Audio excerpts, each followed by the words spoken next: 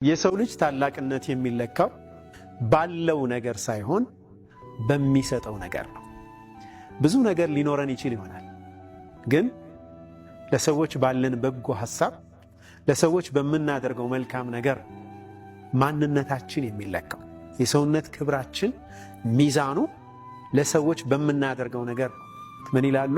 ፀሐይን ተመልከቱ፣ በውስጧ የያዘችው ሃይድሮጅን ጋዝ ነው። በሃይድሮጅን ነው ራሷን የምታቃጥለው።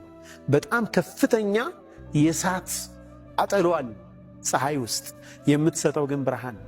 ምድራችን በብርሃን ሞልታ የምትገኘው ፀሐይ ነች። ከፀሐይ የምንማረው ብዙ ነገር አለ።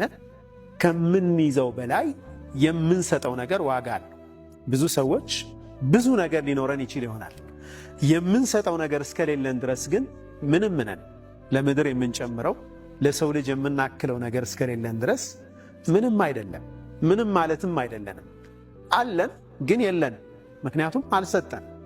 ትንሽም ኖሮን የምንሰጥ ከሆነ ግን ታላቆች ነን። ስለዚህ ኢንሻአላህ ወንድሞቻችን መጥፎ ነገር ላይ እንዳይወድቁም እናግዛቸው። ከኛም ደግሞ መልካም ነገር አስተዋጽኦ በማድረግ የሰውነት ክብራችን ከፍ እናድርገው እላለሁ።